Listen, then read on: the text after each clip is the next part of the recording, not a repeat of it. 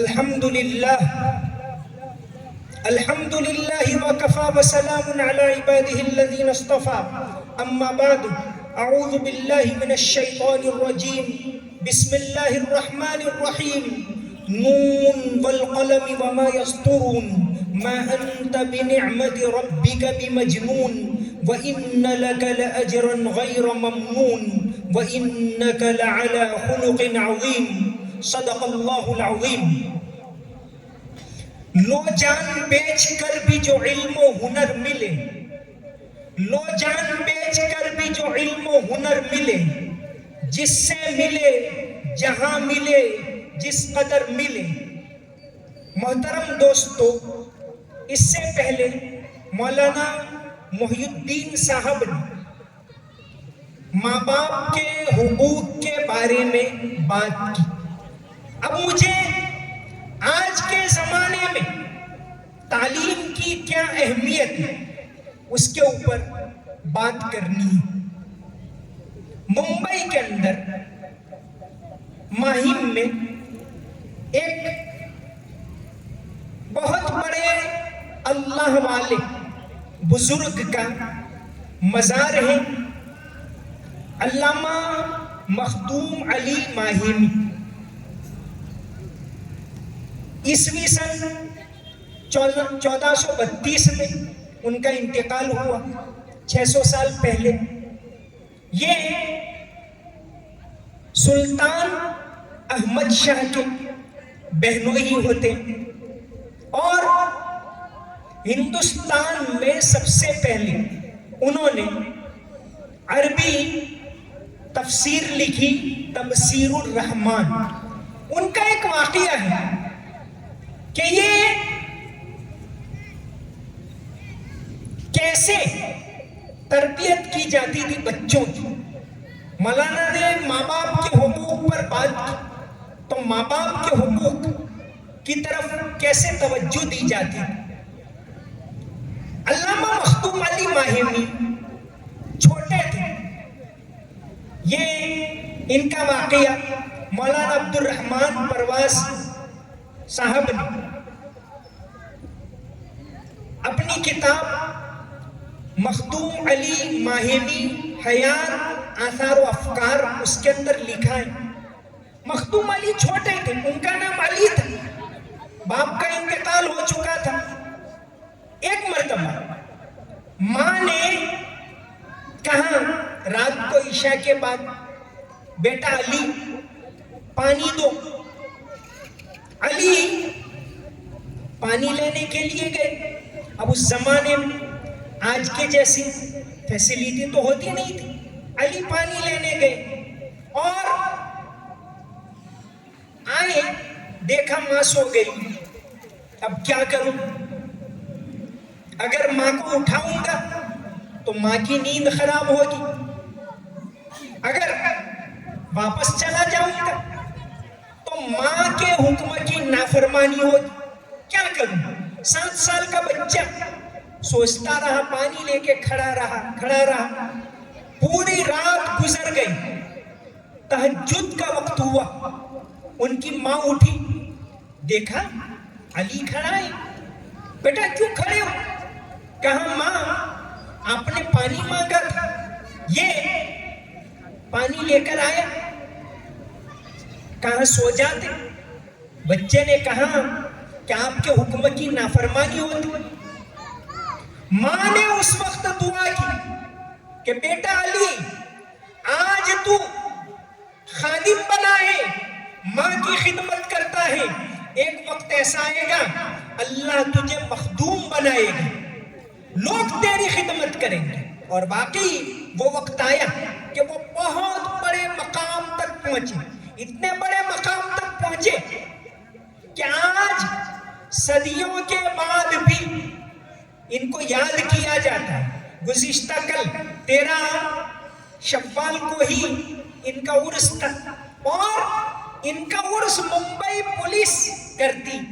آج تک ممبئی میں ماہم میں جو پولیس اسٹیشن ہے وہاں ان کے ہاتھ کی لکھی ہوئی کتابیں رکھی جاتی ہیں ہر سال.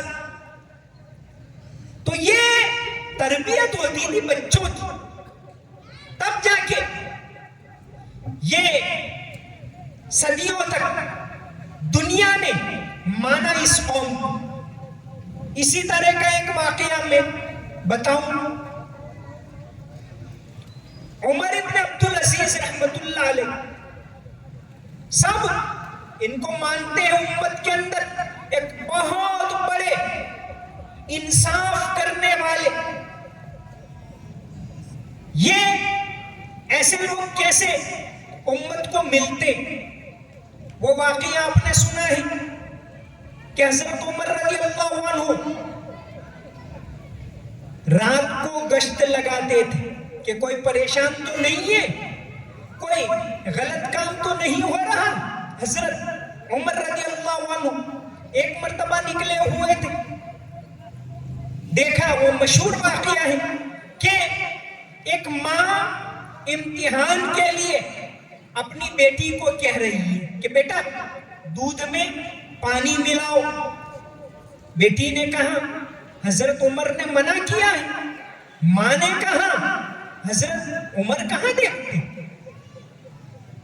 اس زمانے میں بچوں کے دلوں میں کیسا اللہ کا خوف بٹھایا جاتا تھا.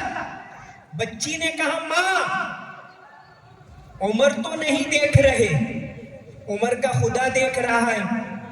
حضرت عمر رضی اللہ عنہ نے صبح بلوایا دربار میں. ماں پریشان کہ کیا بات ہوتی. حضرت عمر نے اپنے بیٹے عاصم کا پیغام دیا کہ ہم اپنے بیٹے حضرت عمر کے جو آخری بیٹے تھے عاصم ابن عمر, ان کے نکاح کا پیغام دیا اور اس لڑکی سے نکاح کیا. اور انہی کی نسل سے انہی کی بیٹی تھی لیلا, اور لیلا کا بیٹا, لیلا جن کو ام عاصم کے نام سے جانتے تھے, ان کا بیٹا عمر ابن عبدالعزیز. عمر ابن عبدالعزیز جو بعد میں جا کر ایک انصاف پسند بادشاہ بنی, ان کی تربیت کیسے ہوئی ان کا واقعہ آتا ہے.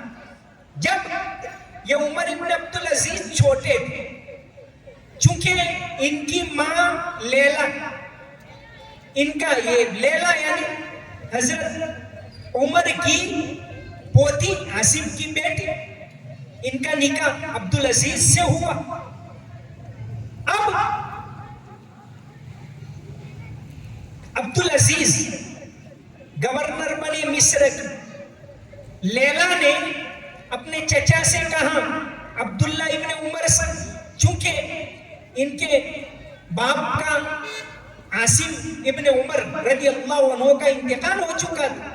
چچا کو کہا کہ میں تو جا رہی ہوں مصر کے اندر, پتہ نہیں وہاں تعلیم و تربیت کا انتظام ہوگا کہ نہیں ہوگا. میں چاہتی ہوں کہ میرا بیٹا عمر یعنی عمر ابن عبدالعزیز مدینہ میں آپ کے پاس رہے. تو وہ چچا یعنی ماں کے چچا کے پاس رہے. مدینہ میں وہ صالح ابن کیسان جو مدینہ کے اس زمانے کے بہت بڑے عالم تھے, ان کے پاس پڑھنے جاتے تھے. ایک مرتبہ دیکھا صالح ابن کیسان نے کہ عمر جماعت کی نماز میں نہیں آیا, دیر سے آ کر نماز پڑھ رہا ہے.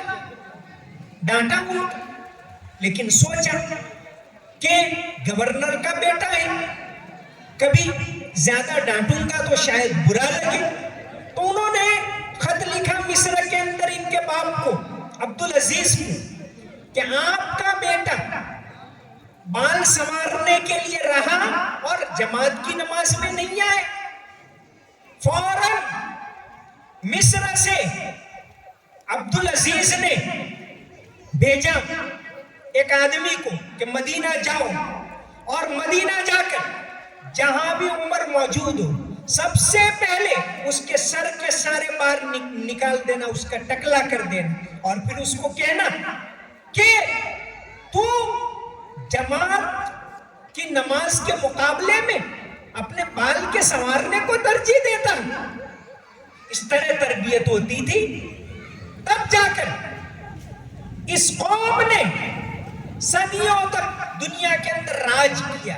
ان کا اخلاق، ان کی تربیت، ان کا تعلیمی نظام، کیونکہ قرآن کریم نے سب سے پہلے جو آیت اتاری، اقرأ بسم ربک الذی خلق خلق الانسان من علق اقرأ وربک الاکرم الذی علم بالقلم، پہلی آیت کے اندر قلم کی تعلیم اور پڑھنے کی تعلیم.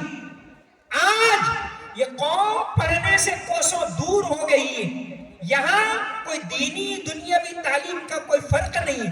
جو بھی علم وَعَلَّمَ آدَمَ الْأَسْمَاءَ كُلَّهَا، اللہ تبارک و تعالیٰ نے فرمایا حضرت آدم علیہ السلام کا جو واقعہ ہے کہ جو بھی چیز دینی دنیاوی زندگی میں مفید ہو وہ سارے علوم سیکھو. اللہ تعالیٰ نے فرما دیا وَأَنزَلْنَا الْحَدِيدَ فِيهِ بَأْسٌ شَدِيدٌ وَمَنَافِعُ لِلنَّاسِ، ٹیکنالوجی کو سیکھو. زمانے کے اندر جو علوم چل رہے ہیں ان کو سیکھو، اسکل حاصل کرو. یہاں تک کہ نبی کریم صلی اللہ علیہ وسلم نے ایک مثال قائم کر دی.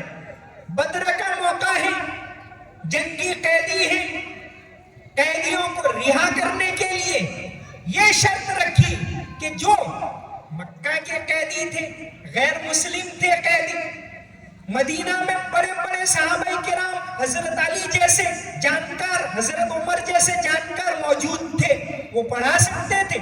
آپ صلی اللہ علیہ وسلم نے کہا کہ جو قیدی مدینہ کے 20 بچوں کو لکھنا پڑھنا سکھا دے وہ آزاد.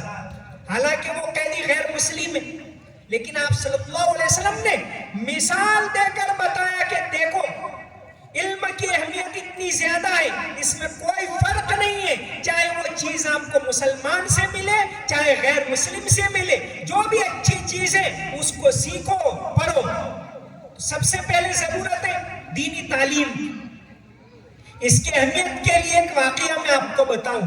علامہ اقبال اس امت کے بہت بڑے محسن پچھلی صدی کے اندر، علامہ اقبال 1933 میں اسپین گئے. اصل میں 1932 کے دسمبر مہینے میں برطانیہ میں راؤنڈ ٹیبل کانفرنس تھی آزادی کے لیے. ہندوستان سے بڑے بڑے لوگوں کو بلایا تھا، خود گاندھی جی بھی اس میں گئے تھے. تو وہاں علامہ اقبال گئے تھے. علامہ اقبال کو اسپین سے دعوت ملی کہ آپ یہاں آئیے اور لیکچر دیجیے. علامہ اسپین تو جانا چاہتے تھے. اسپین وہ ملک ہے جہاں مسلمانوں کی حکومت تقریباً 750 پونے 800 سال تک رہی. 711 عیسوی میں طارق بن زیاد نے اس کو فتح کیا اور 1492 تک حکومت رہی. پھر جب وہ مسلمانوں کی حکومت ختم ہو گئی، وہاں بڑی بڑی مسجدیں بالکل ویران، یہاں تک کہ وہاں کی جو سب سے بڑی مسجد قرطبہ کی جامع مسجد، اس کو چرچ بنا دیا. قرطبہ کی جامع مسجد آج بھی چرچ ہے اور اتنی عالی شان مسجد ہے کہ اس کے سامنے یہ دہلی کی جامع مسجد کچھ بھی نہیں، احمد آباد کی جامع مسجد کچھ نہیں. علامہ اقبال جنوری 1933 میں اسپین پہنچے، وہاں گئے جامع قرطبہ کے اندر. اس کے اوپر آپ نے کئی نظمیں لکھی ہیں رونگٹے کھڑے کر دینے والی. علامہ جب وہاں پہنچے انہوں نے مسجد میں مصلی بچھا دی، حالانکہ وہ چرچ کہ ہم کو یہاں نماز پڑھنی ہے. کہاں اجازت نہیں ملے گی، پادریوں نے سختی سے منع کر دی. علامہ نے بات کی کہ نہیں، ہم کو نماز پڑھنی ہے، آپ ہم کو پڑھنے دیجیے.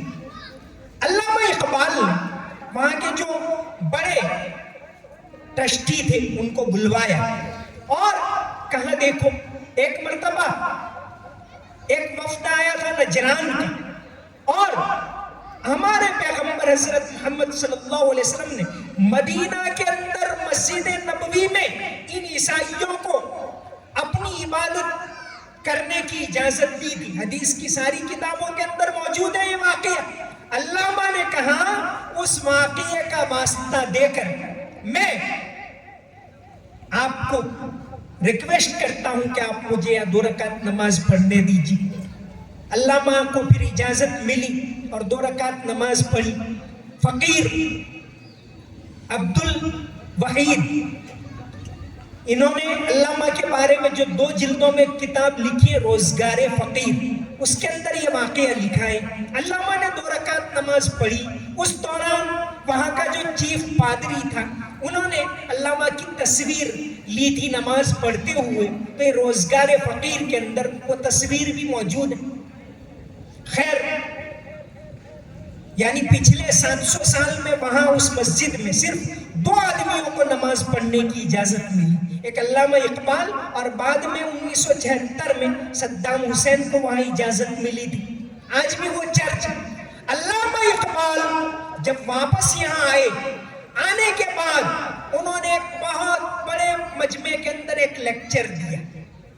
اس کے اندر انہوں نے کہا، اے بھارت کے مسلمانوں، سن لو، اگر تم یہ چاہتے ہو کہ تمہاری نسلیں دین کے اوپر رہیں، تمہاری نسلیں توحید کے اوپر رہیں، تمہاری نسلیں اللہ اکبر کی اہمیت کو سمجھیں، اگر تم یہ چاہتے ہو کہ تمہاری نسلیں اللہ اور اس کے رسول کو پہچانے، تو سن لو، یہ ملا لوگ جو مدرسے چلاتے ہیں، جو مکتب چلاتے ہیں، ان کو باقی رکھنا، ان کو قائم رکھنا، اپنے بچوں کو اس میں بھیجنا۔ کون کہہ رہا ہے؟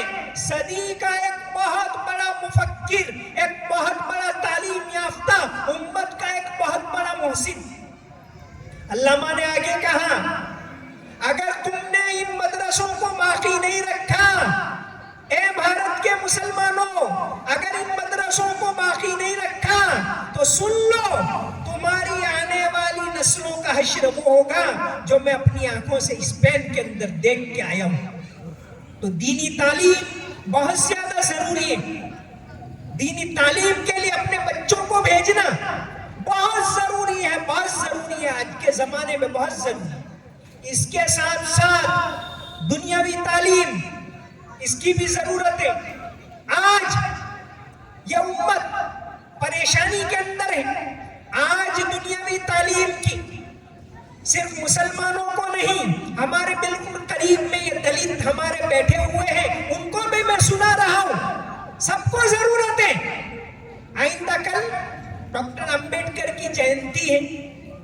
مسلمانوں کو اور دلتوں کو خاص طور سے ضرورت ہے کہ اپنے بچوں کو ایجوکیشن دلاؤ، اپنے بچوں کو پڑھاؤ، اپنے بچوں کو نئی تعلیم دلاؤ۔ یہ بابا صاحب امبیڈکر کا بھی اعلان تھا اور میں بھی اعلان کر رہا ہوں کہ اپنے بچوں کو پڑھاؤ۔ اگر ہم چاہتے ہیں کہ اس ملک کے اندر ہمیں مسلمانوں کو، مائنورٹی کو، دلتوں کو، ایس سی کو، ایس ٹی کو، سب کو اپنے حقوق ملے، بندھارن کے مطابق اگر ہم حقوق دلانا چاہتے ہیں تو بچوں کو پڑھاؤ، اچھے اسکول بناؤ، اسکول کے اندر خرچ کرو، اور یہ فضول خرچ شادیوں وغیرہ میں ہو رہا ہے، اس کے بجائے اس کو اسکولوں کے اندر کرو، ان کو پڑھاؤ، تعلیم دلاؤ، اسکول بناؤ، کالج بناؤ، کالج کے اندر آپ اپنے بچوں کو پڑھاؤ۔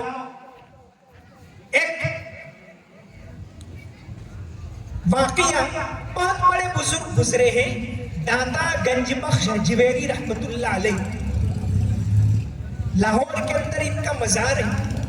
آج سے 1000 سال پہلے، عیسوی سن 1072 میں ان کی وفات ہوئی، داتا گنج بخش جویری۔ جب ان کے حضرت معین الدین چشتی تو بہت بعد میں ہندوستان میں آئے، جب معین الدین چشتی رحمت اللہ علیہ جب ہندوستان میں آئے تو سب سے پہلے لاہور میں داتا گنج بخش کے مزار کے اوپر 40 دن ٹھہرے، اور انہوں نے ایک شعر کہا تھا داتا گنج بخش کے بارے میں، کیونکہ سب سے پہلے جن لوگوں نے اس ملک کے اندر توحید کے بیج بوئے، اس میں کہ داتا گنج بخش جویری رحمت اللہ علیہ۔ تو معین الدین چشتی رحمت اللہ علیہ نے ان کے بارے میں ایک شعر کہا تھا، گنج بخش فیض علم مظہر نور خدا، گنج بخشے فیض عالم مظہر نور خدا ناقصارا پیر کامل کاملارا رہنما. تو ان کا ایک واقعہ داتا گنج بخش اجمیری کا ہے. علامہ اقبال عام طور سے فجر کی نماز کے بعد تلاوت کرنے کے لیے ان کے مزار کے اوپر جاتے تھے, وہاں بیٹھ کر قرآن پڑھا کرتے تھے وہاں کیمپس میں. ایک واقعہ ان کا خود علامہ اقبال نے اپنی نظم میں نقل کیا ہے. علامہ اقبال نے داتا گنج بخش اجمیری کے بارے میں ایک نظم لکھی ہے, سید حجویر مختوم امم. ان کی فارسی جو اسرار خودی جو مجموعہ ہے اس کے اندر ایک واقعہ لکھا ہے کہ ایک مرتبہ ایک آدمی مرو سے یعنی ایران سے آیا. علامہ کے ایران سے داتا گنج بخش اجمیری کے پاس آیا کیونکہ بہت بڑے بزرگ تھے, جگہ جگہ سے لوگ ان کے پاس آیا کرتے تھے. تو ایک آدمی آیا اور کہا, حضرت میں بہت پریشان ہوں, رشتہ داروں سے بھی پریشان ہوں, مالی لحاظ سے میری یہ حالت ہے. اس نے اپنی بہت ساری پریشانیاں گنوائی. کہا, حضرت میری حالت یہ ہے کہ گویا ایک شیشے کا برتن ہو اور اس کے چاروں طرف نکیلے پتھر ہو, یہ میری حالت. علامہ نے داتا گنج بخش اجمیری نے کہا, بیٹا یہ کوئی تکلیف نہیں ہے, تم اپنے آپ کو ایسا شیشہ بناؤ جو پتھر سے بھی نہ ٹوٹے. اگر پریشانیاں ہیں اللہ کی طرف سے, تم اس کے مقابلے میں اپنے آپ کو مضبوط بناؤ. تو آج کے دور میں اس امت کو اگر مضبوط بنانا ہے تو تعلیم ہے, ایجوکیشن ہے. آج کے زمانے میں ایجوکیشن بہت زیادہ ضروری ہے. ایجوکیشن کے اندر ہم اپنے آپ کو آگے بڑھائیں. آج کا پروگرام رکھا ہے اس لیے کہ دینی تعلیم اور دنیاوی تعلیم یہ بہت زیادہ ضروری ہے. ماں باپ کا احترام اگر نہیں کرتے وہ اس لیے نہیں کرتے کہ ہم نے تعلیم نہیں دلوائی ان کو, ہم نے ان کی تربیت نہیں کی, ہم نے ان کو سکھایا نہیں. آج اس ملک کے اندر دنیاوی تعلیم میں ہم بہت زیادہ پچھڑے ہوئے. حالانکہ جتنی دینی تعلیم ضروری ہے, دنیاوی تعلیم وہ دنیاوی تعلیم جو اللہ کی پہچان کروائے, وہ دنیاوی تعلیم جو فائدہ دے, وہ آج کے زمانے میں ضروری ہے. جب تک مسلمان دنیاوی تعلیم میں پیش تھے, ہمارے مدرسے جو ہوتے تھے, مدرسے کے اندر سے ارے ابھی کے زمانے کی مثال دوں کہ جس مدرسے سے دہلی کے اندر, دہلی کا سب سے پہلا کالج غازی الدین, مدرسہ غازی الدین, اصل تو غازی الدین جو حیدرآباد کی سلطنت جنہوں نے آصف جاہ, ان کے باپ تھے غازی الدین. انہوں نے دہلی میں ایک مدرسہ بنایا تھا جس کو بعد میں انگریزوں نے دہلی کالج بنا دی. آج بھی وہ دہلی کالج کے نام سے, ذاکر حسین دہلی کالج کے نام سے موجود ہے. اسی دہلی کالج کے اندر سے مولانا قاسم نانوتوی پڑھ کر نکلے, جنہوں نے دیوبند کے اندر مدرسہ بنایا. اور اسی استاد کے پاس سر سید احمد خان اور مولانا قاسم نانوتوی ایک استاد کے پاس پڑھتے تھے. ایک نے دیوبند کا مدرسہ بنایا تو دوسرے نے علی گڑھ یونیورسٹی بنائی اور مسلمانوں کو اس بات کی دعوت دی کہ دینی تعلیم بھی حاصل کرو, دنیاوی تعلیم بھی حاصل کرو. آج کے زمانے میں یہ بہت ضروری ہے. تو آپ کو آج یہاں سے یہ پیغام دینا ہے کہ یہاں اس علاقے کے جتنے بچے, سب سے پہلے ہر بچہ مدرسے میں جائے, پڑھے, دینی تعلیم حاصل کرے.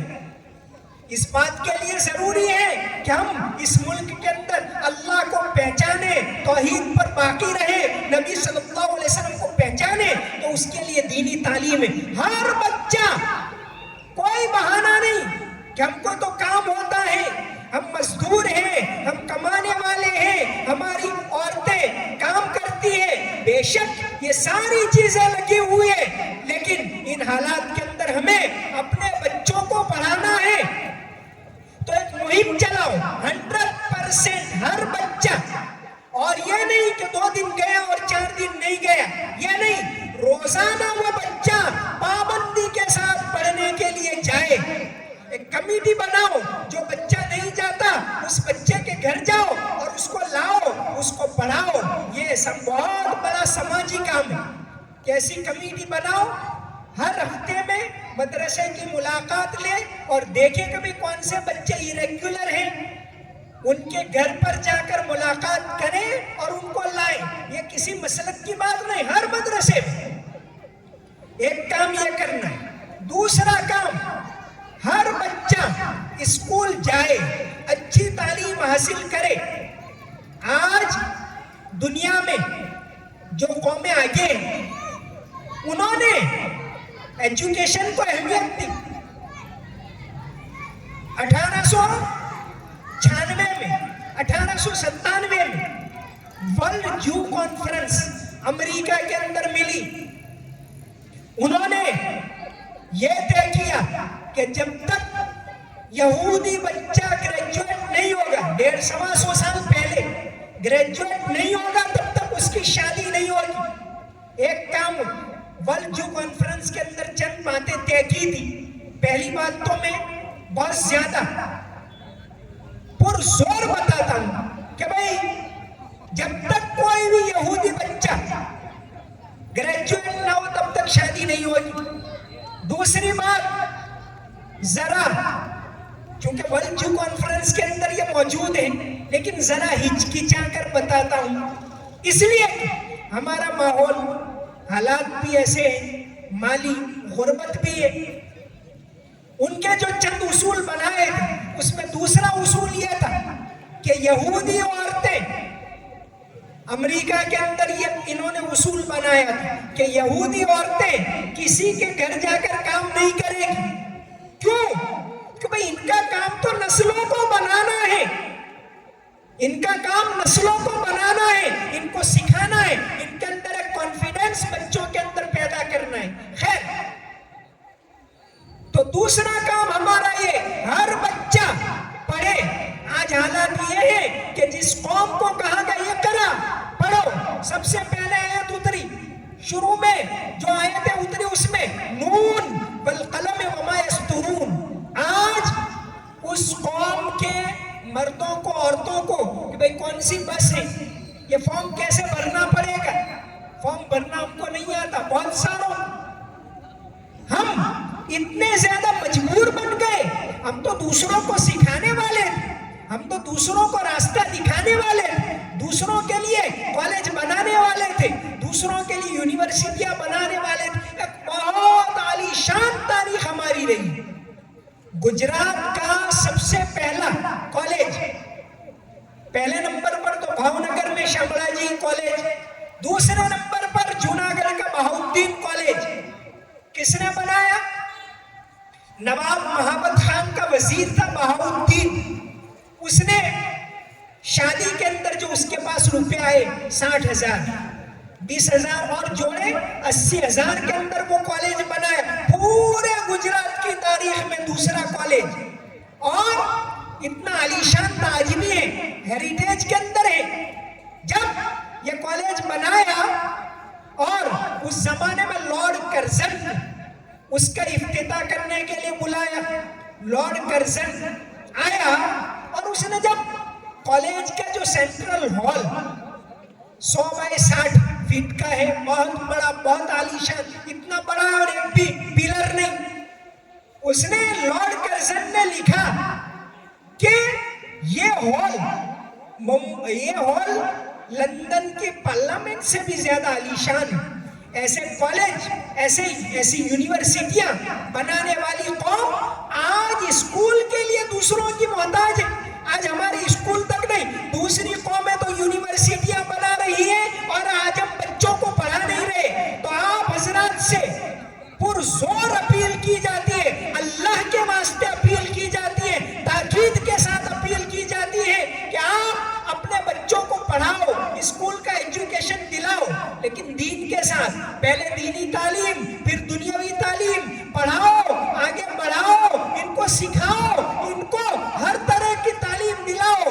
آج کے زمانے میں نالج از پاور، پاور اگر ہے تو ایجوکیشن کے اندر ہے۔ میں آپ کو بھی کہہ رہا ہوں، ہمارے آس پاس کے جو دلت لوگ رہے ہیں ان کو بھی کہہ رہا ہوں کہ اپنے بچوں کو پڑھاؤ، تعلیم دلاؤ، ان کو ایجوکیشن دلاؤ۔ تو آج یہ پروگرام اس لیے رکھا گیا ہے کہ کھاڑی پھڑیا کے اندر ہمیں ایک انقلاب پیدا کرنا ہے۔ کھاڑی پھڑیا کے اندر ہر مسلمان کا بچہ پڑھنے کے لیے جائے، مدرسے میں پابند بنے۔ اس کے لیے آپ جتنے آپ بیٹھے ہوئے ہیں یہاں کے، ان کو ہم اپیل کرتے ہیں کہ کچھ وقت نکالو۔ جو بچے پڑھنے کے لیے نہیں جاتے، یا تو جاتے ہی نہیں، نام ہی نہیں لکھوایا، یا جاتے لیکن ریگولر نہیں ہے، تو ان کو ریگولر بناؤ۔ وقت کا تقاضا یہ ہے، ورنہ کہیں یہ دین سے دور نہ ہو جائے، یہ اللہ کو اور رسول کو پہچانے بھی نہیں، کہیں ایسی نسلیں پیدا ہونے نہ لگے۔ اس کے لیے ضرورت ہے، خواب غفلت ہے یا سحر نہ ہوئی، خواب غفلت ہے یا سحر نہ ہوئی، پھر نہ کہنا ہمیں خبر نہ ہوئی۔ ضرورت ہے اس بات کی کہ ان کو پڑھاؤ۔ دوسرے نمبر پر دنیاوی تعلیم، اسکول بناؤ، اسکولوں میں بھیجو، اسکول کے لیے خرچ کرو، دوسرے خرچ کو کم کرو، لیکن ان کو پڑھاؤ، ان کو آگے بڑھاؤ۔ آج زمانہ اس کی دعوت دے رہا ہے کہ ہم اپنے بچوں کو پڑھائیں، تو آپ حضرات سے پوری تاکید کے ساتھ اپیل کی جائے۔ یہ پروگرام نہیں ہے، یہ آپ کو کہنے کے لیے، آپ کو جھنجھوڑنے کے لیے، آپ کو بیدار کرنے کے لیے، آپ کو زمانے کے حالات بتانے کے لیے بلایا گیا ہے کہ آپ اپنے بچوں کو پڑھاؤ، دینی تعلیم دلاؤ، دنیاوی تعلیم دلاؤ۔ زمانے کے حالات آپ کو یہ کہہ رہے ہیں، آپ کو بیدار کر رہے ہیں، آپ کو جھنجھوڑ رہے ہیں، آپ کو اٹھا رہے ہیں کہ خواب غفلت سے بیدار ہو جاؤ۔ تو امید رکھتے ہیں ہم کہ انشاءاللہ یہ جتنے لوگ یہاں بیٹھے ہوئے وہ ایک دعوت چلائیں گے، اور بچوں کو مدرسوں میں، ہم کسی مسلک کی بات نہیں کرتے، آپ جہاں بھیجتے ہو مدرسے میں بھیجو، پڑھاؤ ان کو، اور اسی طرح ساتھ ساتھ اسکول کی تعلیم دلاؤ۔ اللہ تبارک و تعالی عمل کی توفیق عطا فرمائے۔ وآخر دعوانا ان الحمدللہ رب العالمین۔